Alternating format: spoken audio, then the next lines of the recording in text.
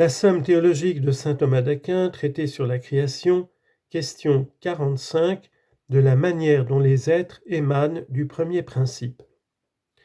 Après ce qui précède, nous allons rechercher comment les êtres émanent du premier principe ou comment ils sont créés. 8 questions se présentent ici. Premièrement, créer, est-ce faire quelque chose de rien?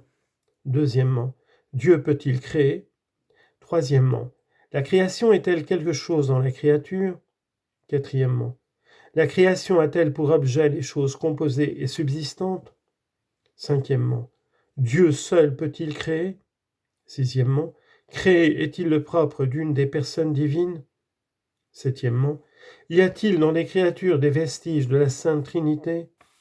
Huitièmement, enfin, la création se joint-elle aux œuvres de la nature et de l'art? Article 1er. Créer, est-ce faire quelque chose de rien? La glose commentant ce passage de la Genèse, au commencement Dieu créa le ciel et la terre, dit « Créer, c'est faire quelque chose de rien ». Résumé de l'explication, créer, c'est faire quelque chose de rien. Explication corps de l'article. Il faut dire ceci. Il y a 2 sortes d'émanations, comme nous l'avons vu dans un article précédent. Celle d'un être particulier sortant d'une cause individuelle, puis celle de tout l'être dérivant de la cause universelle de Dieu, et c'est ici précisément ce qu'on appelle création. Or l'être particulier qui émane de sa cause n'était pas avant cette émanation. Ainsi l'homme engendré n'était pas avant sa génération. Il devient homme de non-homme qu'il était. Pareillement, tout l'être universel émanant du premier principe n'était pas avant son émanation, il est fait être de non-être qu'il était. Eh bien, non-être et néant, c'est la même chose. De même donc que la génération de l'homme se fait de ce non-être qui est le non-homme, ainsi la création, c'est-à-dire l'émanation de tout l'être, se fait de cet autre être qui est le néant. Première objection. Saint Augustin dit « Faire, c'est produire une chose qui n'était pas encore, mais créer, c'est donner un nouvel état à une chose qui était déjà. » Réponse. Saint Augustin prend le mot « créer » improprement dans le sens d'élever à un état plus parfait ou de promouvoir à une plus haute dignité, comme lorsque nous disons « créer évêque ».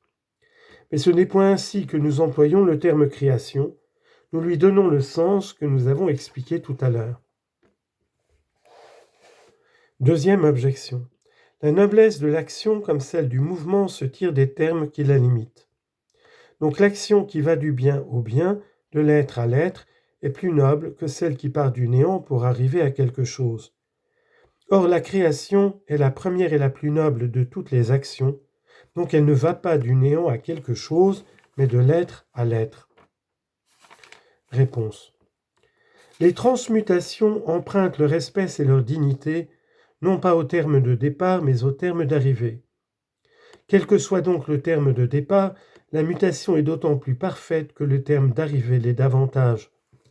Ainsi la génération est plus noble que l'altération. Pourquoi?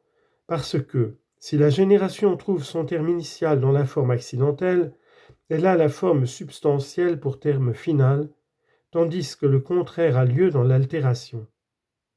Semblablement, la création est plus parfaite et plus élevée que la génération et que l'altération, car pour avoir son premier terme dans le néant, elle n'en trouve pas moins le dernier dans toute la substance des choses créées. Troisième objection. La préposition « de » qui se trouve dans l'expression « faire de rien » dénonce la cause, et la cause matérielle, comme lorsque nous disons « statue faite d'airain ». Or le néant ne peut être ni la cause ni la matière de l'être, donc créer ce n'est pas faire quelque chose de rien.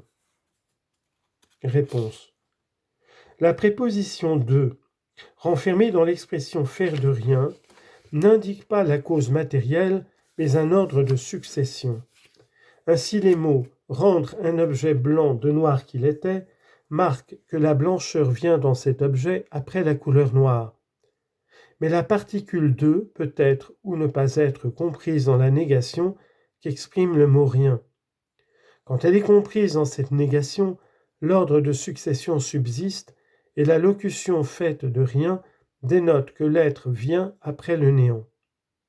Quand la particule n'est pas comprise dans la négation, l'idée de succession disparaît, et faire de rien signifie ne pas faire de quelque chose. Ainsi, quand on dit « il ne parle de rien », cela veut dire « il ne parle pas de quelque chose ».